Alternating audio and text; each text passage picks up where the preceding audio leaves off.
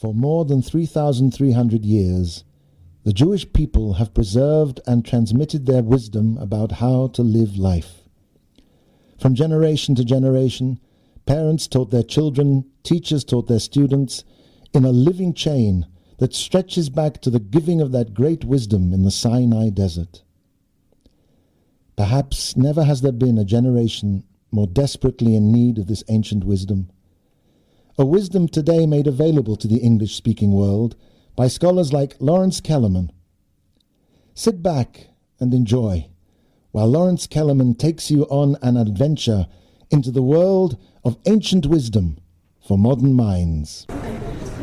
The topic that I want to discuss today is whether it might be possible to establish some sort of a rational basis for the perspective, the concept that God spoke to the Jews at Mount Sinai 3,300 years ago. The approach I'm going to take is based on some work that I did as an undergraduate. When I was an undergraduate at UCLA, my degree was in 17th century Christian literature. And my approach to studying these groups, I confess, was one of skepticism. That is, I approached every religion I studied with the assumption that it was not true. And my goal was to find a way to undermine the religions that I was studying. It was not the most objective approach. While I was doing my undergraduate work, I developed an algorithm. And this algorithm, I believe, enables you to unravel almost any religion on the planet in about a minute and a half. The way the algorithm works is this. When you approach a religious group and you say to them, why should I join your group? Invariably, they will give you a long list of the benefits that you can gain by joining their group. You can achieve a sense of internal peace, oneness with the universe, a front row seat in the next world, better professional life, better personal life. Each group offers its own list of benefits. Now, if you ask the particular group that you're speaking to, if you ask them, can I derive these benefits from any other religious system? Invariably, they will tell you, no, of course not. Only with us. Which means they possess secret information that nobody else has. So then if you go the next step and you say to them, so let me ask you something, where did you get this information? Then they will reveal to you something which I have dubbed the revelation narrative.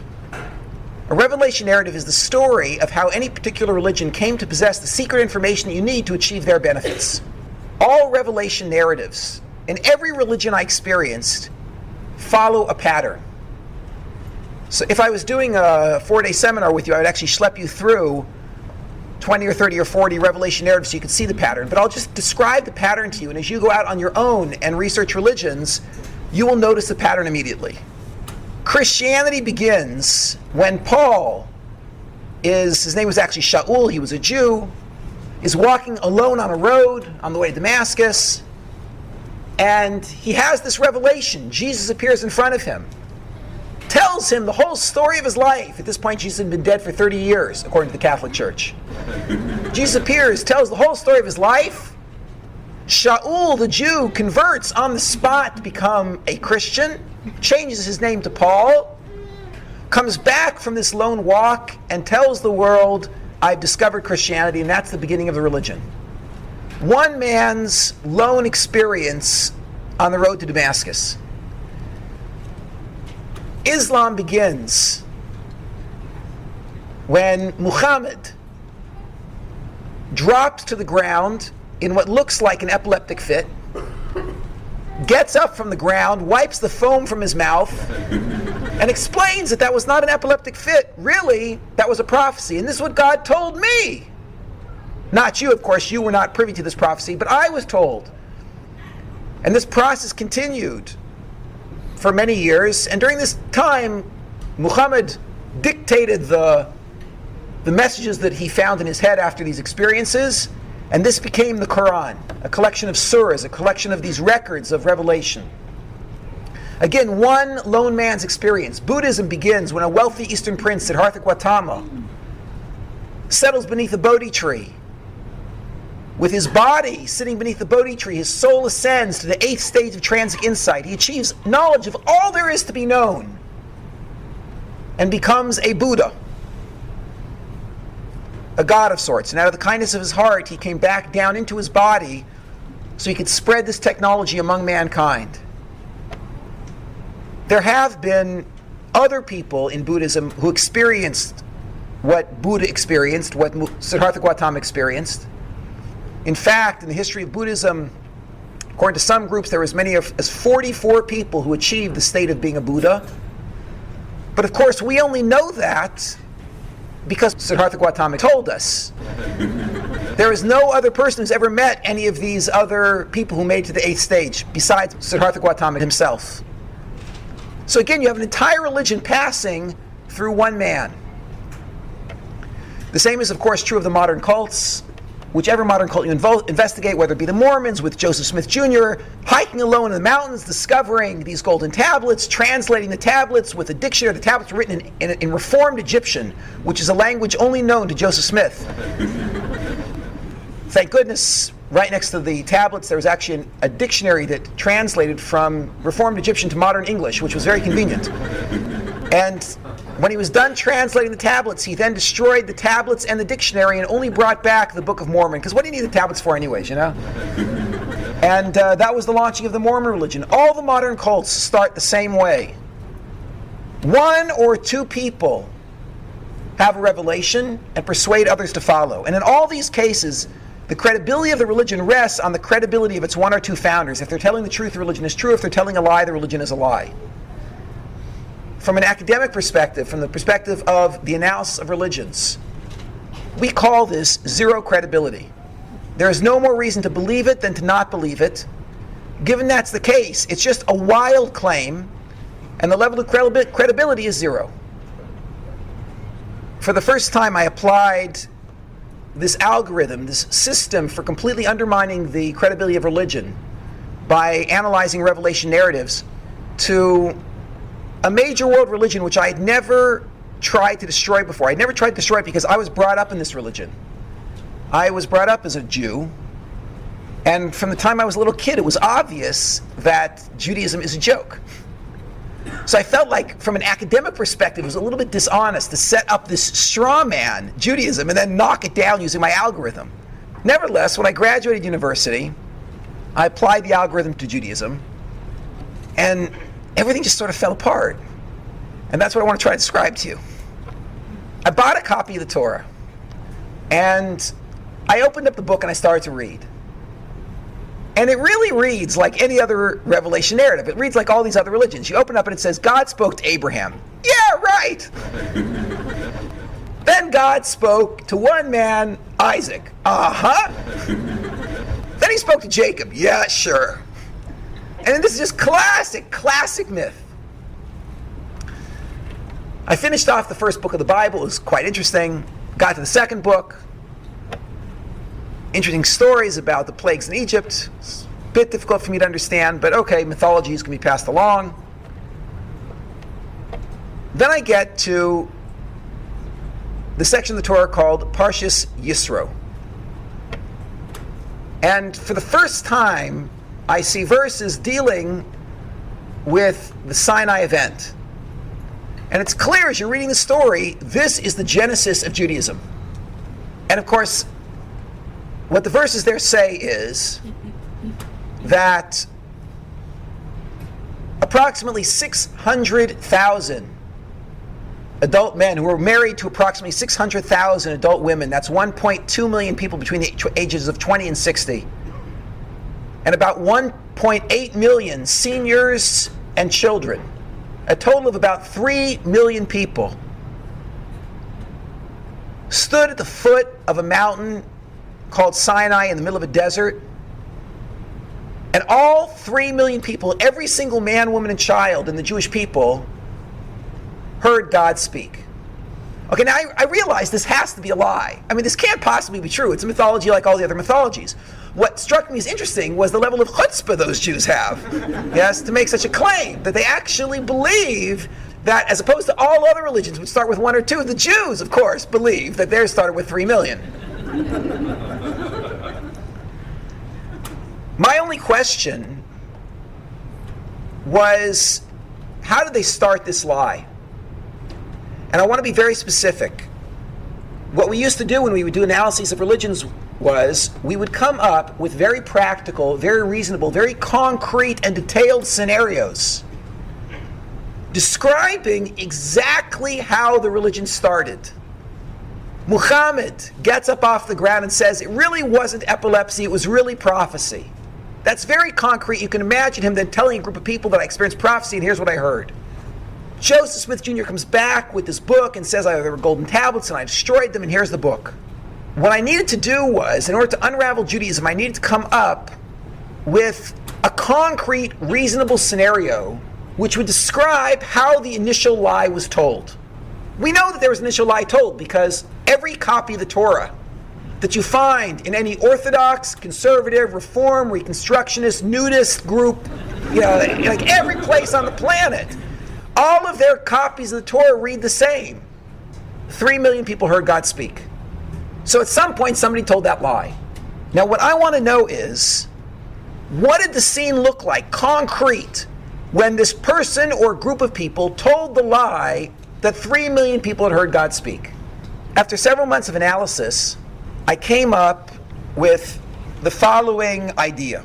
I believe that the initial lie that launched this mythology called Judaism must have taken one of 3 forms.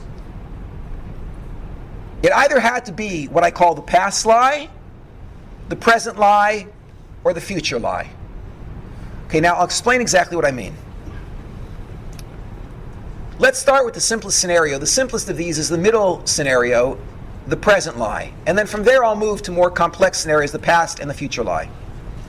In the present lie, what happens is a charismatic cult leader or a group of leaders comes to a group of cult followers and he says to them, this is the present lie, "You just now heard God speak. And he said these words." Now I'm going to quote the lines from the Torah. "You heard him say, 'I'm the Lord your God. You should have no other gods before me. Moshe, Moshe, come up to the mountain, I'll give you the rest of the Torah.'" This is what the Torah claims, that every single Jew heard these 3 things. "I'm the Lord your God, you should have no other gods before me. Moshe, Moshe, come up to the top of the mountain, I'll give you the rest of the Torah." Now, how do I pull this off? Whatever, I'm a very charismatic leader, you're crazed slaves, like whatever the scenario is, somehow I persuade you to buy this. You say, "Amen!" and the whole thing is up and running. Okay. That's the present theory. We'll come back and do an analysis of this shortly. Let's move to past theory. Past theory works as follows. In past theory, I come to you and I say to you, "You heard nothing. 0. However, long ago, your ancestors stood at the foot of a great mountain in the Sinai desert. And there, they heard God speak. All of your ancestors were there. And they heard God say, 'I'm the Lord your God, you should have no other gods before me. Moshe, Moshe, come up to the mountain.' And at that point, they all became Orthodox Jews." Now realize this is a lie. In other words, this is just what I'm telling you. Somehow I persuade you of this. You might ask me then, why doesn't my mother know? Why doesn't my grandmother know? And of course the true answer to that is because I just made this whole thing up 15 minutes ago in the other room. But I claim the reason your mother or grandmother doesn't know was because after the Torah was given and your ancestors accepted it, they all became Orthodox Jews. Then the Torah was carried for a period of 3 or 5 or 10 or 15 generations, and there was a disaster. What happened was, fill in the blank, there was an earthquake, there was a war, massive assimilation, whatever scenario you want to come up with. And the tradition was entirely forgotten from all of your families, which is why don't bother asking your mother about it. She won't know. Don't bother asking your grandparents or your great-parents. They won't know. And now my name is not going to be Moses now. My name is Fred. I've come to give you back your tradition, your heritage, the Torah, which I think the ink is just about dry on, and then I hand it to you. There is present theory. The Sinai event just took place. There's past theory. The Sinai event took place long ago. There's one other possibility, and I'm including this just for the sake of completeness. The other possibility is what I call future theory. In future theory, I come to you and I say, you heard nothing and your ancestors heard nothing. However, someday, your descendants will sit at the foot of a mountain called Sinai.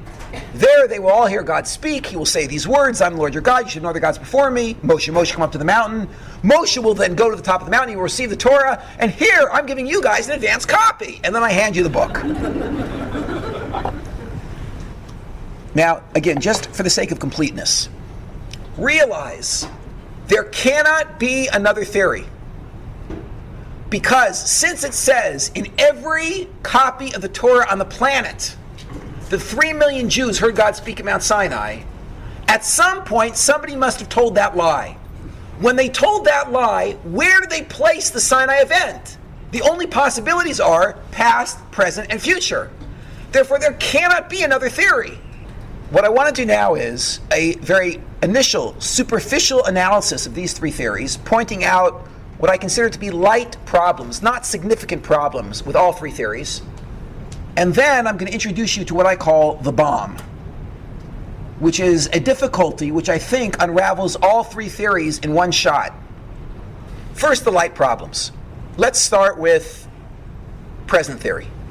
In present theory, I come to you and I persuade you that you just heard God speak, and then I hand you the Torah and you accept it. Now, to appreciate why this theory is not accepted on any university campus, that is, there are no modern secular biblical critics who believe in present theory. And the reason is because of a small problem called Applewhite theorem. And I'll try to explain how this problem works. A few years back, there was a gentleman by the name of Marshall Applewhite. Marshall Applewhite was one of the most talented cult leaders in California history. And I mean, if you made it in California, you're doing good as a cult leader, yeah? And he started two small cults. These cults serially exploded because Applewhite suffered from terrible fits of depression. And after he started this first small group, he was very, very successful, was actually making a lot of money, had access to a number of women, which I think was also part of his goal. He slipped into this depression, and the whole thing fell apart. Then he started a second cult. That lasted for a couple of years, and then that fell apart as well. And then Marshall Applewhite pretty much disappeared off the face of the planet until he appeared in Rancho Santa Fe, California. This is down near San Diego, in the La Jolla area. And there he started a new cult. And the way the cult began was this. Marshall Applewhite had a vision, he claimed. He said that we don't have to live these lives of quiet desperation. There's a better life, a better place, and we can get there. We can get to heaven if we can just pass through Heaven's Gate. Marshall Applewhite told this vision over to a few dozen people, and 40 people actually joined his group. Marshall Applewhite then had a second vision. In the second vision, Marshall Applewhite saw that the only way to walk through Heaven's Gate is wearing black Nike tennis shoes. And all 40 members of the Heaven's Gate cult went out and purchased black Nike tennis shoes. Applewhite then had a third vision, 3 out of 4. And in this third vision, he explained that women are going to have a much easier time passing through Heaven's Gate than men. Because there is this one part of human anatomy that gets in the way of Heaven's Gate. So one night after this vision, he invited the entire group to this mansion that they had purchased in Rancho Santa Fe. He handed out bottles of chloroseptic spray. It's a very effective topical anesthetic. And the guys just a couple of spritches. Then he handed out X-Acto blades. And it was over very quickly. Every man who was a member of the Heaven's Gate cult just removed that one small piece of anatomy, and then they all felt much better. The group continued for a few more months, and then Marshall Applewhite had his final vision. I don't know if you'll remember, but a few years back, there was a comet that passed Earth called the Hale-Bopp comet. So the Hale-Bopp comet had a long tail, and at the end of the tail there was a little bobble. And there was a whole discussion among astronomers about what that bobble was. Was it another meteorite? Was it hot gases? What exactly was it? And Applewhite told the group that the bobble at the end of the Hale-Bopp comet is the spaceship that's coming to pick us up. And he had a meeting of the group. 39 out of the 40 members of the cult made it to that meeting that night. There was one member who didn't know what was going to happen, who couldn't make it that night. And Marshall Applewhite declared on video, in fact, they videoed most of the meetings, so we have great records of this group. Marshall Applewhite declared on video that the time had come to ascend into the spaceship, and the only way to ascend into the spaceship was to consume a lethal dose of phenobarbital and then tie a hefty plastic trash bag over your head. So on video, there were 39 members of the Heaven's Gate cult who declared their faith in Marshall Applewhite, consumed a lethal dose of phenobarbital, tied a plastic trash bag around their head, and laid down and died. At which point Marshall Applewhite, who was slipping into depression again at that time, said on the video, "Ha ha, what a joke." Then consumed the phenobarbital himself and laid down and died. The reason that you all, or many of you probably have heard of this group, I'm curious, how many of you have heard of Heaven's Gate? Yes, most, everyone in the room. The reason that you've all heard of this is a total fluke. That this whole event happened to have happened 20 minutes from UC San Diego. And UCSD happens to have one of the best research departments on cults on the planet. And they dispatched a team from UCSD to follow the investigators around as they were cleaning up the mess at the Heaven's Gate cult. UCSD ended up doing this whole research project on Marshall Applewhite and his group. And what they discovered was this. Every single member of the Heaven's Gate cult had an undergraduate degree. There were many members of the Heaven's Gate cult who had advanced degrees, master's degrees, PhDs, JDs, MDs. These were highly intelligent people. More, they found that not one member of the Heaven's Gate cult had any record of psychological counseling before joining the cult. So there's one of two possibilities for this. One possibility is that these people are so not well that they didn't know to go get counseling. And the other possibility is that they were so well that they were not part of that 50% of the population in America that actually goes at some point to get counseling. So in order to clarify which was true, the researchers spoke with the families. And it turned out the families said that their relatives were completely normal, totally 100% stable before they joined this group. So you're talking about completely normal, psychologically stable people, well-educated, highly intelligent, who one day went nuts. People are gullible. And given a charismatic leader, they will believe anything, even something that asks them to act self-destructively. Clause A, people are gullible. They will believe anything, even something that asks them to act self-destructively. Clause B, as long as the lie cannot be checked. People are gullible and will believe anything, even something that asks them to act self-destructively. Key, as long as the lie cannot be checked. When Marshall Applewhite said that he had a vision that the only way to ascend to this spaceship that's coming to pick us up is to down a lethal dose of phenobarbital, is there any way to check that lie? No. Which was why it was believed. Now the truth is, Applewhite theorem explains the genesis of every religion you have ever heard of. Paul comes back from a walk to Damascus and says, I just met Jesus on the road. Can you check that lie? Siddhartha Gautama says, I just came down from the 8th stage of transic insight. Can you check that? Muhammad says, I just had a revelation. Joe Smith says, I found this golden tablets. With all of these religions, they conform to Applewhite theorem. That is, they all begin when one or two people have a revelation. That revelation is not checkable. The leader is charismatic and everybody believes it. Okay, let me ask you a question. Why did Marshall Applewhite say, the spaceship that dropped you off here is coming to pick you up? Have some phenobarbital. Why didn't he say the spaceship that dropped your mother off here is coming to pick us up? Or your grandmother? So of course the answer is because if someone told you a lie, that your mother was dropped off here by a spaceship which is now coming to pick you up and have some phenobarbital, you might make a phone call. And if one of you makes a phone call and your mother says, that's a cult! So you're going to be out of there immediately, as soon as the lie can be checked. you'll spread the word, the entire cult will disintegrate. The theory is, any groups that ever attempted to start with a lie that does not conform to Applewhite theorem exploded. That's why we have no record of them. Because you cannot get away with a lie that is checkable. The main problem with present theory is that it does not conform to Applewhite theorem. In present theory, how does it work? I, Moses, come to you, the Jewish people, and I say to you, yes, you all just heard God speak. He said, I'm Lord your God, you should have no other gods before me. Moshe, Moshe, come up to the mountain. And what could I do? He called, I had to go. I came down, and here's the book he gave me to give to you. But ladies, gentlemen, before I hand it to you, I just want to give you a preview of coming attractions so you're not shocked when you get to page 78. Yeah, we'll start off here. This is one for the guys. Listen, guys, there is a man handing out X-Acto blades. Each one of the guys, please take one. Yes. It says here what you're supposed to do is, this is on page 78 of the Torah scroll.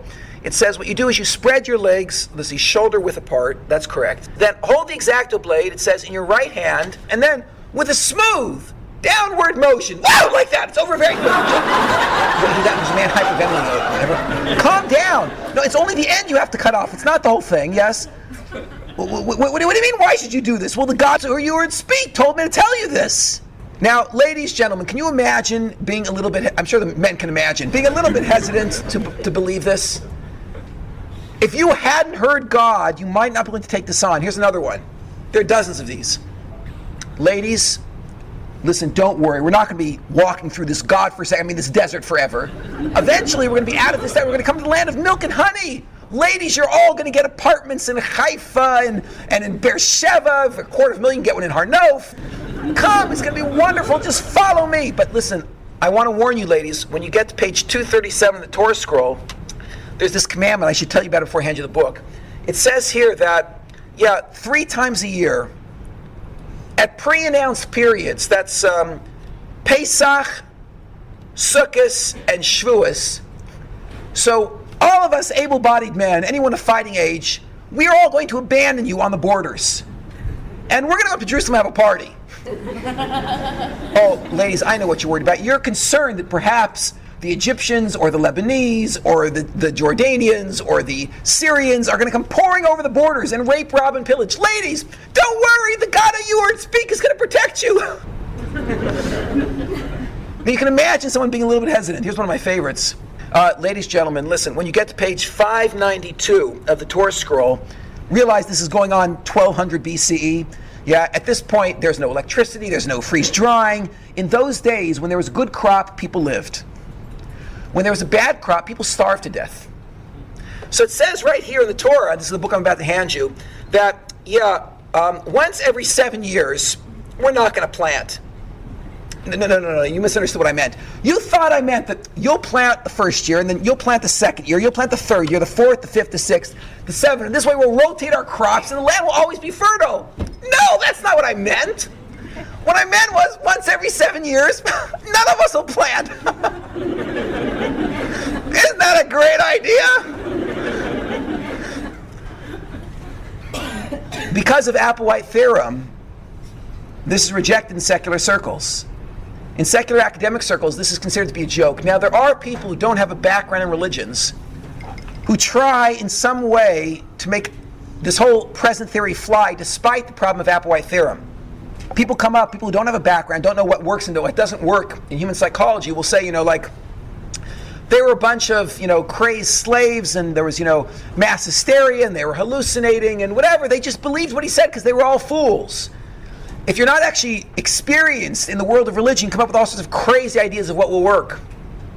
I'll never forget, one of my favorite theories was, he's the only person with a PhD I've ever met who actually believed in present theory, despite the problem of Applewhite theorem. I said to him, how can you possibly believe in present theory, given the problem of Applewhite theorem? He said, I'll tell you how it happened.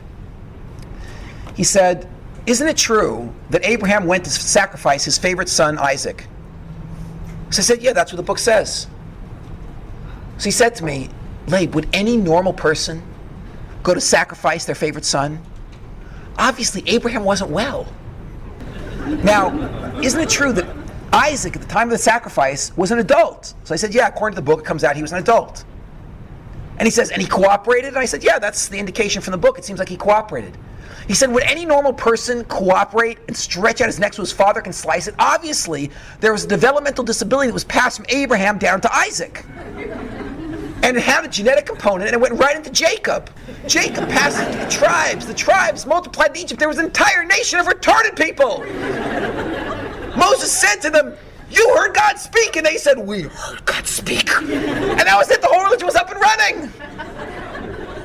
So I said to him, listen, about you, I believe this. But how do you explain that the highest, per capita frequency of Nobel Prize winners comes from the descendants of the only known retarded nation in history?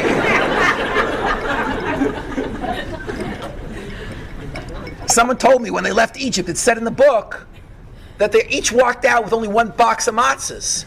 Now, even with the constipation factor, how long is that supposed to last? So they were starving. They were walking through the desert. Someone said, hey, there's mushrooms, let's eat. So, whoa, man, we heard God speak. It's a national drug trip. When you speak to lay people, you hear all sorts of interesting ideas. In the academic world, none of these things fly. We know that they can't work. But we know they can't work because of Applewhite theorem. But nevertheless, for the minute, any idea that occurs to you that might keep present theory alive, keep on the board. Because when I drop the bomb, that'll go too. One light problem with present theory is Applewhite theorem. Let's deal with future theory. Future theory is very problematic for the following reason. In future theory, I come to you and I say, you heard nothing. And your ancestors heard nothing. But someday God will speak to your descendants. Now, to appreciate the problem with this theory, let me show you a strength of past and present, and you'll see the weakness of future. Let's take present. I come to you and I say, you heard God speak. Let's say somehow I persuade you. What do you tell your children? 4 words. I heard God speak. What does your child tell his child? My mother and father heard God speak. What does your grandchild tell his child? My grandparents, my great-grandparents, my great-great-great-grandparents, my ancestors heard God speak. So you see, the present lie would create the sociological phenomenon that we find in the world today. That is, walk up to any Jew on the planet, Reform, conservative, Orthodox, secular, anybody, and ask them, excuse me, did you ever have an Orthodox ancestor? What will this person say? They have to say yes, because before 200 years ago, there was no such thing as Reform, conservatives, etc. There was only Orthodox.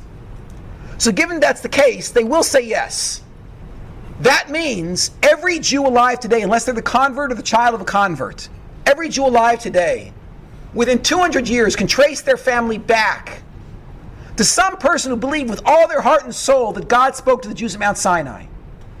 That's the first link in a group of links going back in this chain to the point when the lie was told.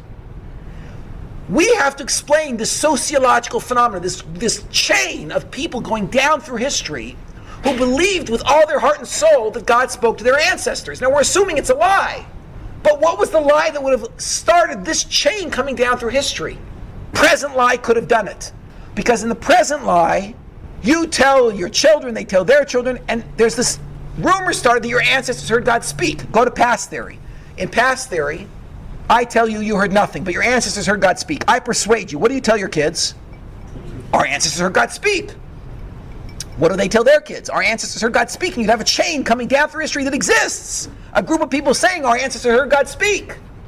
Now watch. Here's the problem with future theory. I come to you and I say, you heard nothing, your ancestors heard nothing. But someday God will speak to your descendants. What do you tell your kids? We heard nothing. Someday God will speak to our descendants. What do they tell their kids? Same thing. What do they tell their kids? Same thing. And you end up with a chain going down through history saying God never spoke. Someday he will, but he hasn't yet. That chain does not exist. The future lie cannot explain the sociological phenomena that we're facing, which is this link of people going down through history all claiming their ancestors heard God speak. Do you see the problem with future theory? It's a light problem with present, a light problem with future. One more, the past theory. The past theory is where all of the serious academics I've ever met put their eggs. And the reason is this. I come to you and I say, you heard nothing. That's good, because now you won't know that I'm lying. You heard nothing. But long ago your ancestors heard God speak. But don't try to check. Because there was some sort of disaster and the tradition was forgotten from your people. And I, Fred, am now returning it to you. Can you check that lie? No. I'll say the tradition was lost 500 or 1,000 years ago, 2,000 years ago. The farther back I put it, the bigger the gap, the more untestable my lie is, and therefore the more secure it is. This lie could actually start Judaism.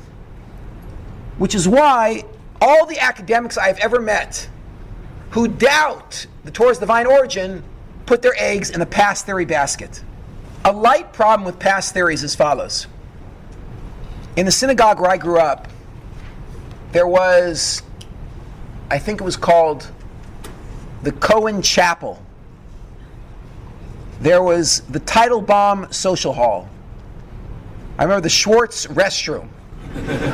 Each place they could put a plaque, they put a plaque. And of course, why was this? Because Jews historically have been compulsive about giving credit where credit is due. Not only in financial areas, when people make financial contributions, even more when it comes to theological or literary contributions. If you go up to any non-Jew getting a PhD in Jewish studies at any university on the planet, and you ask him, excuse me, can you tell me, according to the traditional Jewish mythology, the Orthodox mythology, can you tell me the name of the guy who went up on the mountain and brought the Torah down? So they'll say, it was Moses. Everybody knows it was Moses. It's a famous name, made a great contribution. Say, okay, tell me something else, Mr. Johnson. Mr. Johnson, please tell me. What's the name of the guy who led the Jews into the land of Israel? Was that Moses? No, that was Joshua. Everybody knows that. Okay, let me ask you, what was the name of the guy who brought the Jews back from Babylonian exile into the land of Israel and started the Second Temple period? Well, that was Ezra. Okay. The name of the man who codified the Mishnah? Oh, let's see, that was Judah the Prince. Okay, tell me, what was the name of the guy who put together the Gemara? That was two fellows, Mr. Johnson will say. That was Ravina and Ravashi. These are all famous names. We know the names of everybody who made a great contribution in Jewish history. Now think about this for a minute. The single most important person ever in Jewish history, according to past theory, is Moses. For Moses went up on the mountain, received the Torah, and brought it down. He gave it to the Jews accepted it, they all became religious. They carried it for several generations. Then there was a disaster, was lost. And for 2,000 years, nobody knew about Torah. Until the second most important person ever in Jewish history arrived on the scene. And his name was Fred! Now, the problem here is, in an otherwise comprehensive Jewish history, there is no record of the greatest crisis ever in Jewish history. That is 2,000 years of the Jews knowing nothing about the Sinai event. And there's no record of the second most important person in Jewish history, Fred!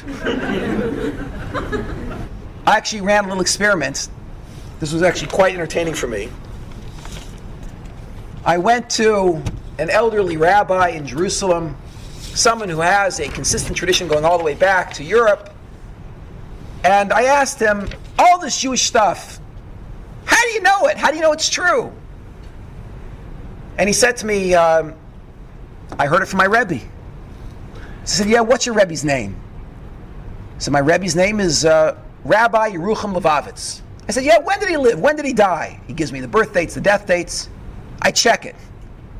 I find several books that actually indicate a relationship between Rabbi Yerucham Levavitz and this guy.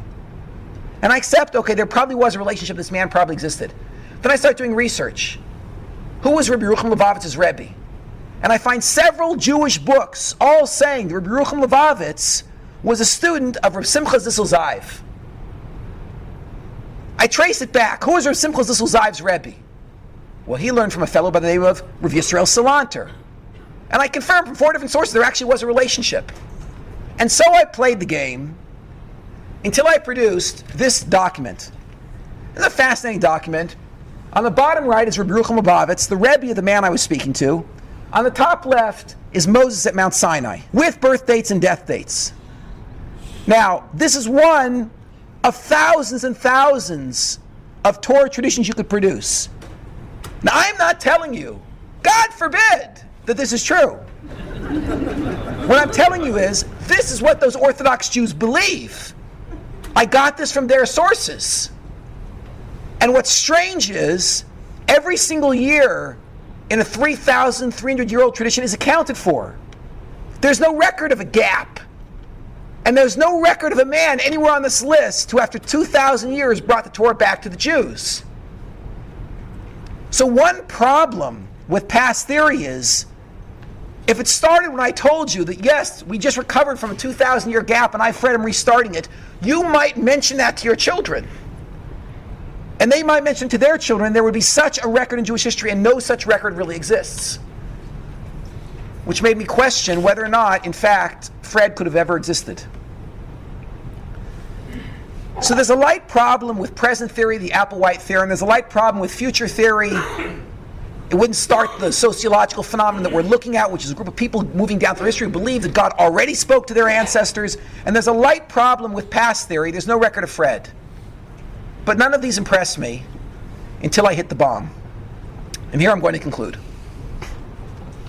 Imagine that I hold up for you a solid gold, 14-karat gold pen.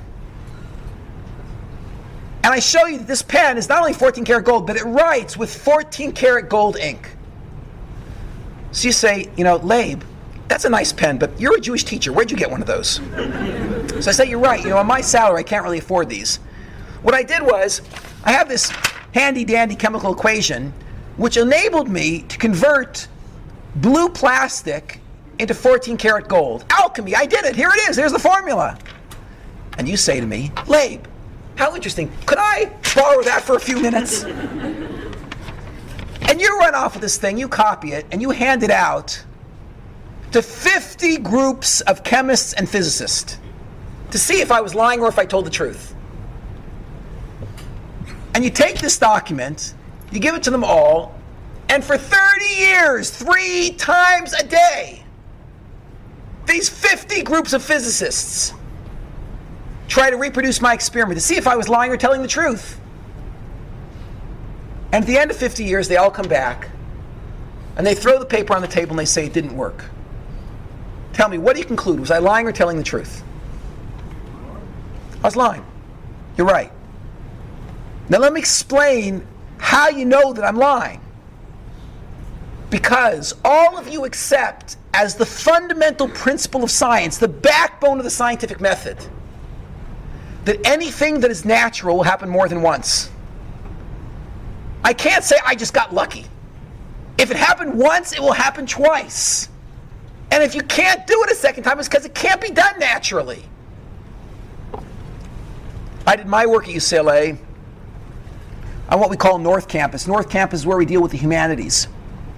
I had friends on South Campus. On South Campus, everyone was well familiar with this principle of science. Anything that's normal happened more than once. On North Campus, we adopted the same principle. I have friends who are in the history department there. I know that some of you studied history. Within history, they borrow this principle that anything that's normal will happen more than once. And they come up with their own algorithm, their own theorem. And that is 3 words. History repeats itself. And for anyone who's ever studied history, you know that it's true. Now, not in gruesome detail. There was never another Napoleon, and there was never another French Revolution. However, events like the French Revolution have happened over and over and over again in history, and men doing things generally like Napoleon did do repeat. That is, the generic themes happen over and over again. The itsy-bitsy details you don't see more than once, usually. We, in the study of religions, borrow the same principle. In fact, one of my assignments at some point was to try to isolate the minimal number of themes I could come up with, which would allow me to produce every revelation narrative, every religion on the planet. And they're actually produced every religion on the planet with 25 puzzle pieces. That is, if you give me 25 themes, the themes that I specify, general themes, I can create any religion on the planet. There's the man who achieves great wisdom and then comes down and heals people. There's the person who becomes God incarnate, right? There's 25 themes. I can create any religion you want except for one. There's one religion I can't create. There's one unique claim which is not specific, which is generic. That is, only once in 4,000 years of recorded human history was there ever a group who said, quote, God spoke to a group of people. Doesn't have to be 3 million in the science. God spoke to a group of people. That only happens 1.5 times in human history. Once by the Jews, and once half a time in another case I'll describe momentarily. How does this work now? Let's apply the theorem. Let's say you come to me and say, I'll tell you how it happened. It was a national drug trip. So I say, great, gosh, why didn't I think of that? A national drug trip, that could do it. Let me ask you something. Is a national drug trip a natural event? Now you want to defend your theory. So you say, yeah, it's natural. I say, let me ask you a second question. Do natural events happen more than once? You say, yeah, of course. I ask you a third question. Did that ever happen again? Was there ever another group in history because of a national drug trip all thought they heard God saying the same words? You say, no. Then I say, then that's not natural. You say, oh, wait, I'll tell you what happened. It was an evolving mythology. They first said it was one person heard God speak, then 10 people, then 5 generations later it was 100 people, then 50 generations later it was 10,000 people, then it was a whole nation. I say, wow, why didn't I think of that evolving mythology? Let me ask you something. Is it natural for mythology to evolve that a group of people heard God speak? You say, yeah, that's natural. I say, oh yeah, let me ask you something. Do natural things happen more than once? You say, yeah. I say, did that ever happen again? No. Then I say, then that's not natural. You say, okay, I'll tell you how it happened. It happened this way. And you come up with any theory you would ever hear ever in your life. Anything you'll ever think of when you leave here, any challenge anyone ever throws at you. And think of Kellerman saying, can I ask you a question? This theory you just came up with, is that natural? The person says, yeah, that's natural. You say, question number 2, do natural things happen more than once? Sure! Did that ever happen again? No. Well, then it's not natural. And any theory anybody ever comes up with will fall apart as you apply this analysis. Now there's a potential counter-argument which I'll just go over very quickly. Someone could say like this, it's a natural event, but extremely unlikely. So unlikely that it's only happened once so far in 4,000 years. But it could happen again any second. And it is natural, just so outrageously unlikely that it hasn't happened yet, since that one time. So just to borrow from statistical theory for a minute, we can say this in layman's terms or in mathematical terms. If the odds of an event taking place naturally are 1 in a million, what are the odds the event did not take place naturally? That is, what is the odds the event is somehow rigged? 999,999 out of a million. What are the odds of me taking a couple of dice, throwing the dice onto the table, and I tell you, I'm the luckiest guy in the world, watch this, I throw the dice onto the table and boom, double sixes pop up. What are the odds that would happen? 1 in 36. 1 in 36 that I'll get double sixes. Now, let's say I tell you, oh, that's nothing. You want to see really lucky? I take the dice, pull them back again, boom, throw them again, and they come out double sixes a second time. What are the odds of getting double sixes twice in a row? So the odds are 1 in 1,296. Now, if I threw double sixes twice in a row, how many people in this room would believe, in fact, I'm the luckiest guy in the world? Okay, a couple of people. Now, I then throw the dice a third time and say, oh, that's nothing, watch this, right? I toss them again, boom, poof, double sixes 3 times in a row. The odds of getting double sixes 3 times in a row are 1 in 46,656. There is now a 1 in 46,656 chance these dice are not loaded. And there is a 46,655 out of 46,656 chance that these dice are loaded. How many people in the room believe I'm the luckiest guy in the world? I throw the dice a fourth time, and I get double sixes, and I tell you I'm really incredibly lucky. The odds of that happening are 1 in 1,679,616. At this point, how many people believe that I'm just incredibly lucky? Raise your hand. Oh, good. A few guys still. Fine. Okay, now, I throw the dice another 100 times in a row, getting double sixes. At this point, the guy behind the craps table has called the police. And I'm just telling them I'm really, really lucky, yeah? Okay. When I'm up to 175 double sixes in a row, so the police are putting on the handcuffs and they're dragging me out of the room, and I keep saying, guys, what's the problem? There is a 1 in 14,560,000,000 chance that I could have just gotten lucky. Why are you doing this to me? And when I'm standing in front of the judge, I say to him, look there is a 1 in trillions chance. And the reality is that if any of you ever witnesses an event, and the odds of that event taking place naturally are 1 in trillions, then you would have to be crazy to believe that event just took place naturally. And that's why the judge doesn't believe it. I say, listen, there is a 1 in trillions chance. He says, my friend, you're going to see 30 years in prison now. I think there's a 1 in trillions chance, but no rational person believes that. The exact same thing is true here. If it is outrageously unlikely that a natural event led to the Jewish belief that God spoke to the Jews at Mount Sinai, then it must be outrageously likely that it was not a natural event, but a supernatural event, a miracle, which actually created this mythology, or actually the story.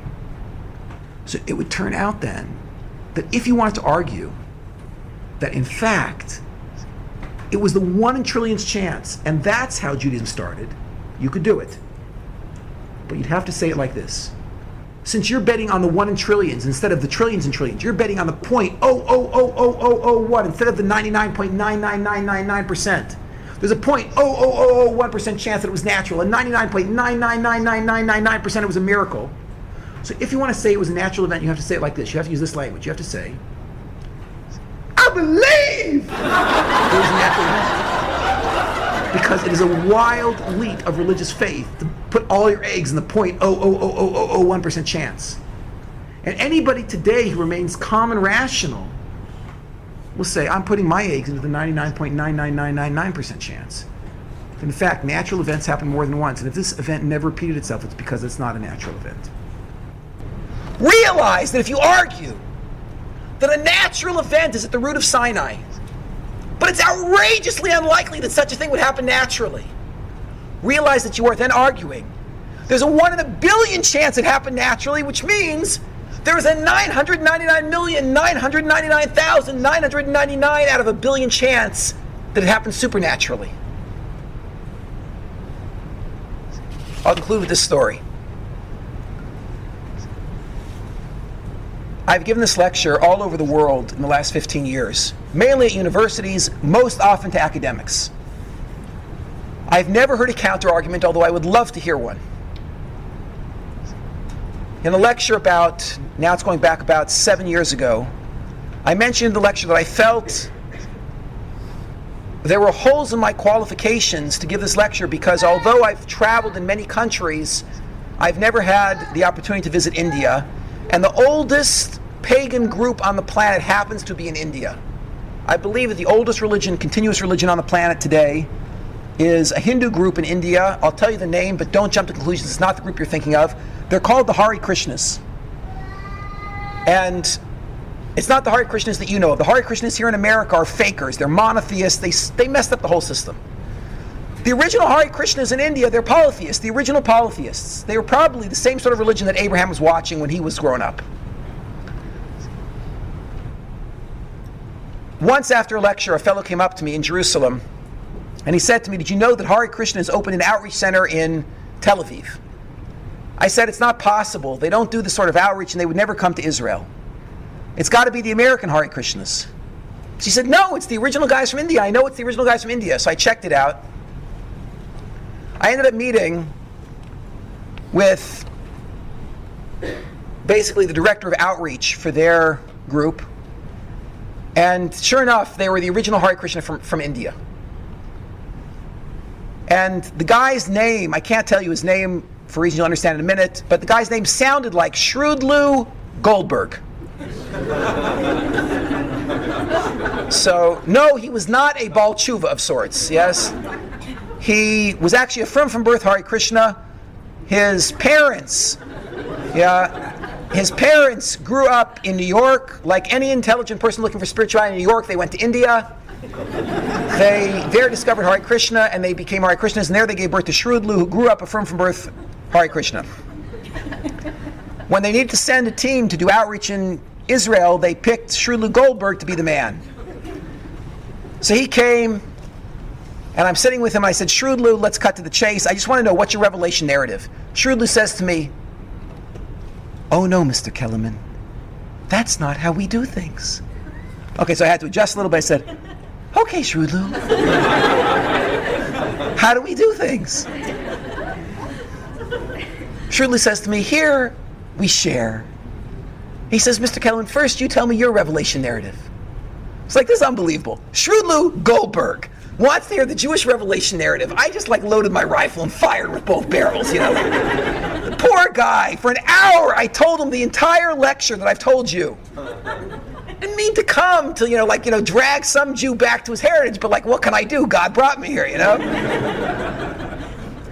The man is calmly listening to me. He doesn't seem, moved at all by anything that I'm saying. At the end of an hour, I said, so don't you see, Shrudlu, Judaism is true, your religion is true. So Shrudlu looks at me and says, Mr. Kellerman, while it might be true that your religion is true, our religion, Hare Krishna, is also true. I exploded. I said, Shrudlu, you can't know that yours is true. Ours you can know.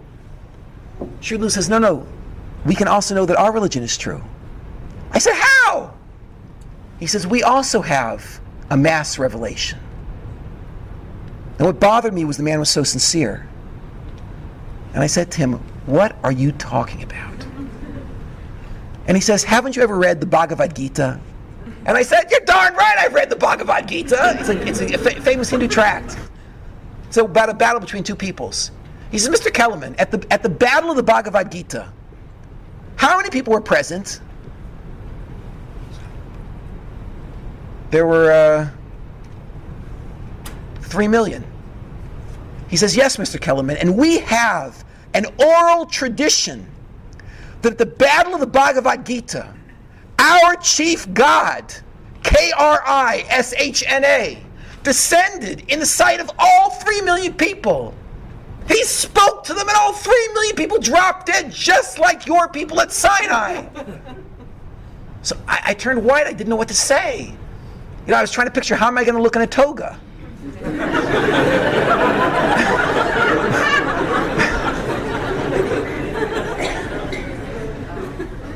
And I told him the whole thing about God spoke to us, we dropped dead, we got back up again, the angels revived us, he spoke to us again, we dropped dead, and we said, please, Moshe, you get the Torah. I said to him, let's go over this again. God spoke to them, they all dropped dead, what happened next? He said, well, what do you mean? I said, God spoke to them, they all dropped dead, what happened next? He said, well, they laid there. I said, well, they didn't get back up again? He says, no. So I said, they were all dead? He said, yeah. So I said, then how do you know the story?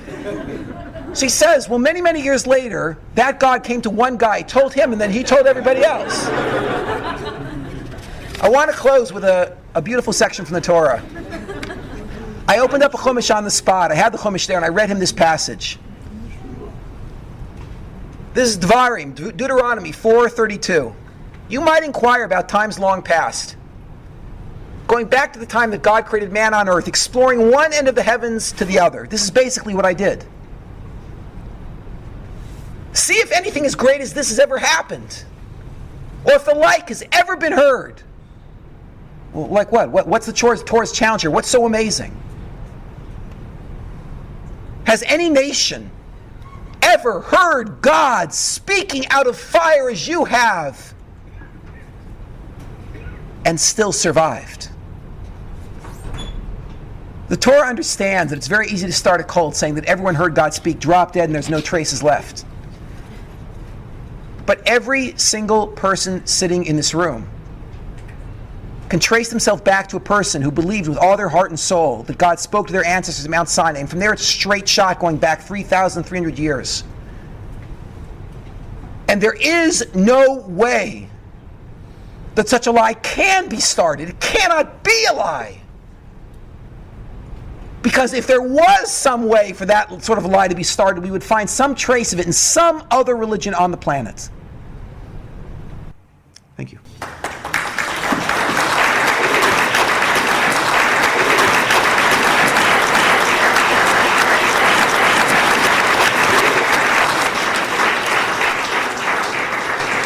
That concludes our presentation of Ancient Wisdom for Modern Minds by Lawrence Kellerman.